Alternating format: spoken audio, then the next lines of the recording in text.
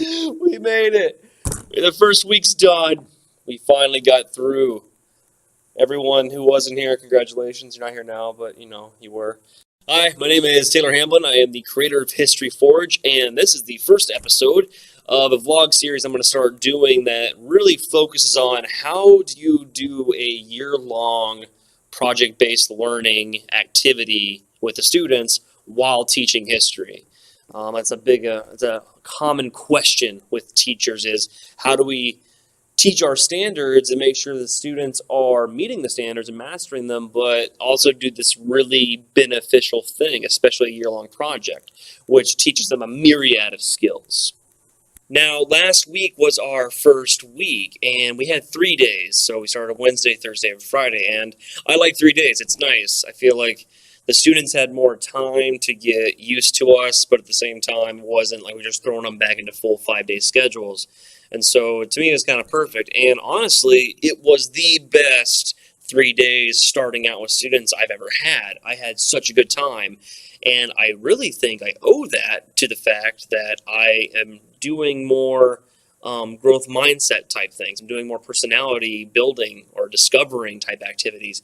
I did a lot of identity sheets. I talked about myself more. Instead, in the past, I really focused on, hey, here's the curriculum. Here's the way the grades work. This is the way the class is going to be run. This is the punishments. These are all the things, because I always fell under that idea that we need to have a strong start. They need to understand my rules.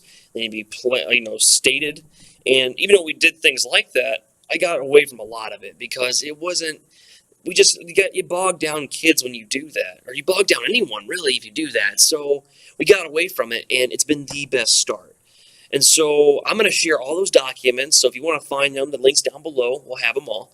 And I'm also going to share with you the outline for this second week, the first full week. And really, this entire series is going to focus on the fact that we are doing curriculum, just like other classrooms, U.S. history curriculum, but we're adding this 9-month-long, huge thing, year-long PBL.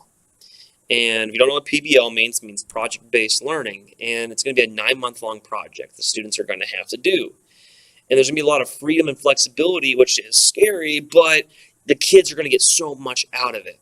And so I'm really going to focus on that. Even though we do other things in classroom, we do other essays, other projects, other activities, other kind of field trips, I really want to focus on the fact that we are completing the standards that all schools have to operate within, but we're also completing this other thing, this PBL project, which has been proven to promote critical thinking, strong research skills, and just overall a better idea of how to handle life. So before I jump into the outline that we're going to do next week, I do want to mention one website and one organization that is really beneficial for doing a year-long PBL or just an extended project-based learning. It can be a month-long, quarter semester long, year-long. However, I really do encourage doing the year-long just because I think the kids get the most out of it.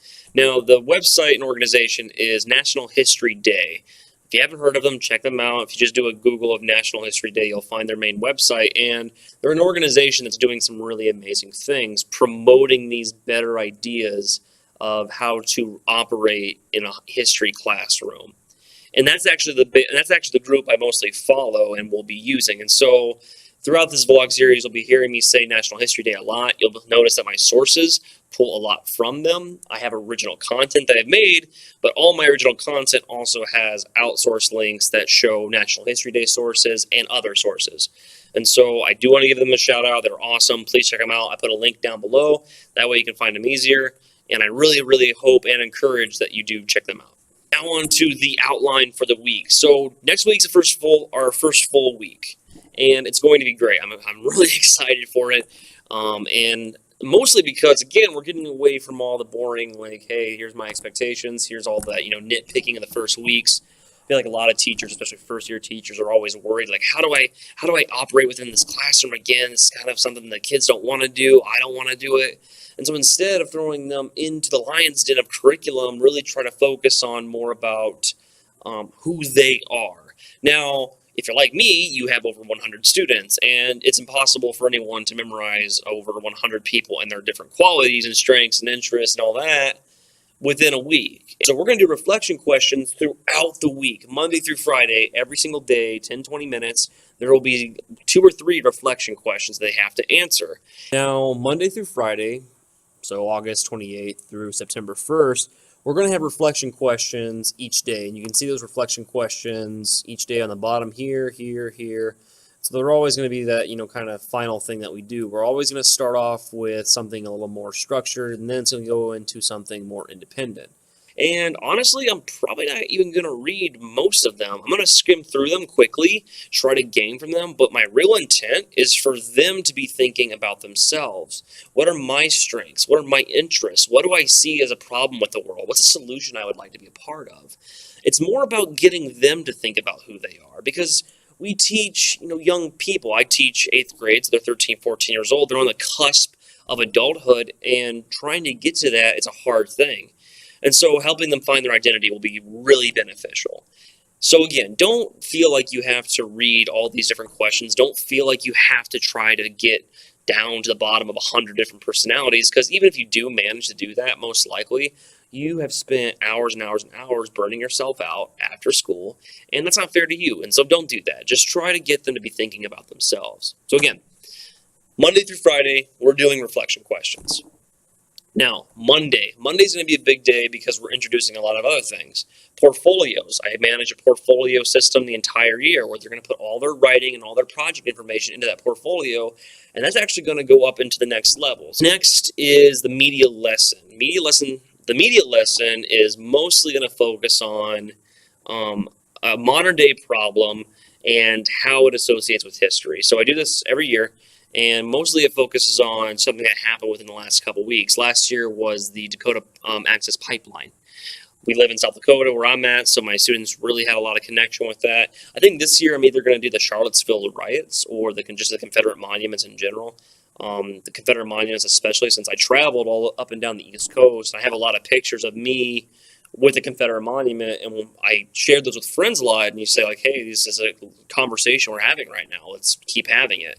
And so just the relevancy of that in my personal life with the students, I think that'll be kind of a fun thing. And so we'll probably show a media lesson, and the idea will be then the media lesson will connect with history. I'm going to ask the students, how do you study history? How does this connect with now? How can doing both make you more intelligent or make you smarter? Basically, I'm trying to help them find purpose. I really want them to focus on, how is this going to help me? Period. And so that's Monday. Monday is mostly going to focus on just getting the portfolios done and getting that media lesson finished. It's going to be a small discussion. Portfolios will probably take 5-10 minutes. And then the rest of the time, they're going to have reflection questions. And I'm not going to be the center of it. I'm going to do my thing, like in the beginning. And then once I kind of have them, it's used to working, I'm going to let them listen to music and complete those reflection questions.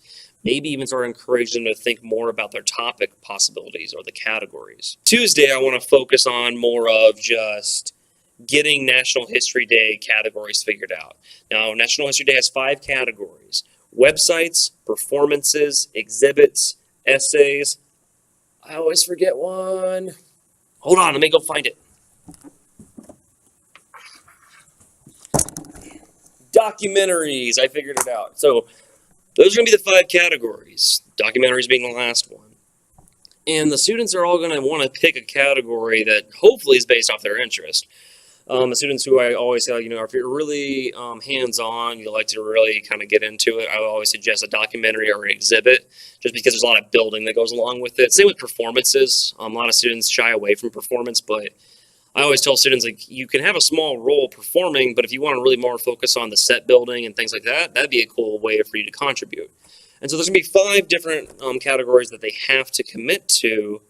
And again, I really want to focus on, what are your interests? You need to find an interest and you need to be passionate about it, because 9 months of doing anything is going to be really boring if you don't like it. So make sure you're passionate about it. So we're going to go through that lecture. I'm going to show them the different examples. I'm going to give them the National History Day category sheet, which is online. Links are down below.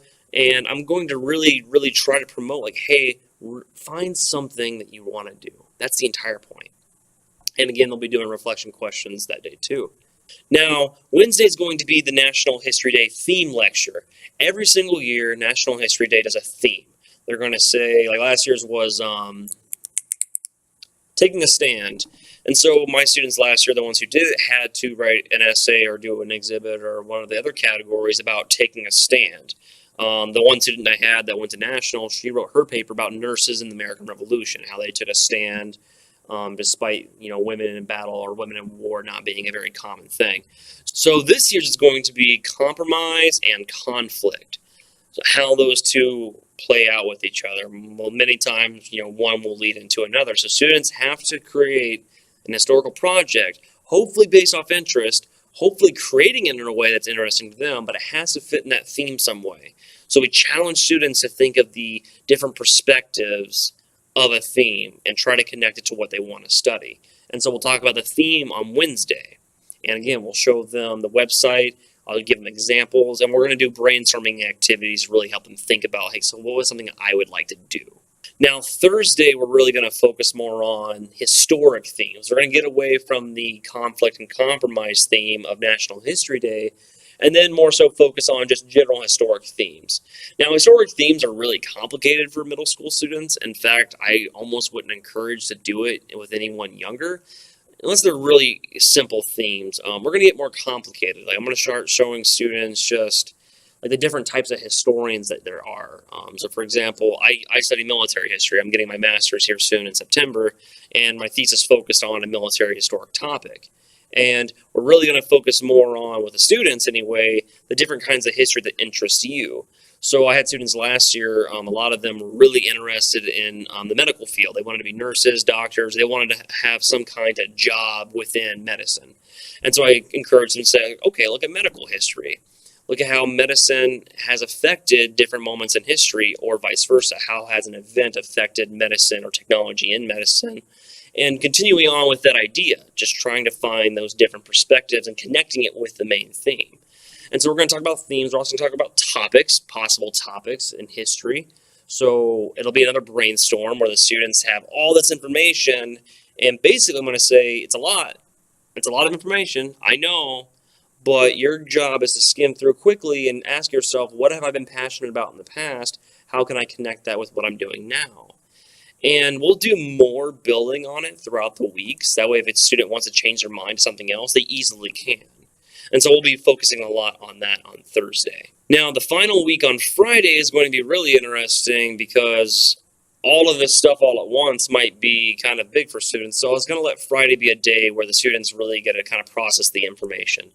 I'm going to let students get caught up on the reflection questions just in case they miss any days or they want to expand on any of them. I'm going to give time for more category selection, really looking at those categories. I want topic selection to happen. I'm going to give the students a lot more time really to do everything between Monday and Thursday, and I really want them to explore things. I'm going to have them write reflections. I'm going to have them build their portfolios. All of the work we've been doing up until now, basically, so from the very start of school when we first started doing identity sheets or identity building, we're going to bring it all the way up until this coming Friday, and we're going to build that portfolio and really try to figure out what's your identity, what's your strength, what's your weakness, what's your interest, what's your purpose for even doing any of this. I want them to understand that what they're doing matters. We are giving purpose and relevance to what they study, what they create. This is not just going to be some cardboard, trifold thing or a poster that we hang on the wall or stand up for a week and clap at them, give them an A or B or whatever, and then throw it away. It's going to be something that lasts. Maybe it'll last a year, maybe 5, maybe 10, I don't know, but the purpose is we want it to last as long as possible. And that's the entire idea, giving relevance and purpose to these students and helping them find their identity in order to create something that matters.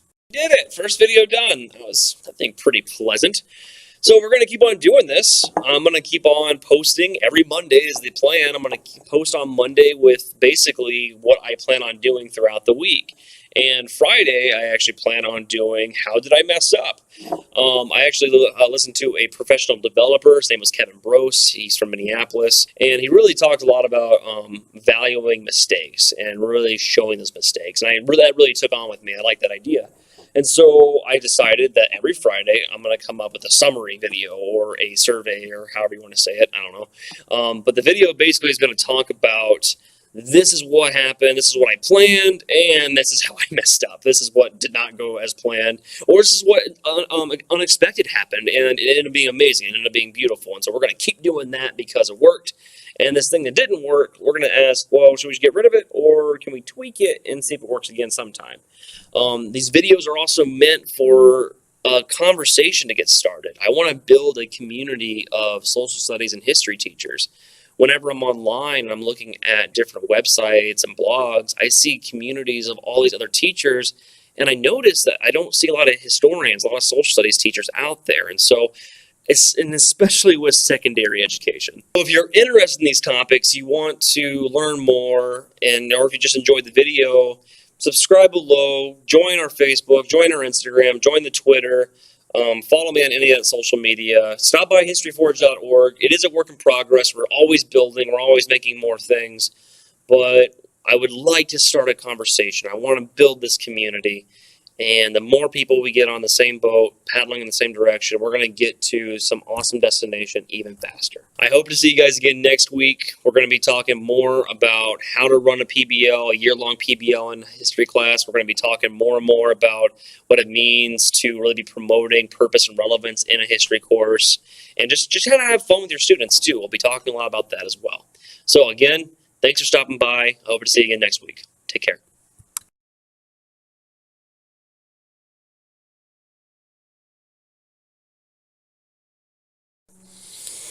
First video. I don't even know what to say in my first video. How do you talk to people in your first video? I don't know. Oh. First video's on right now. Hello everyone, my name's Taylor Hamplin. I've never done this before, but welcome to the journey.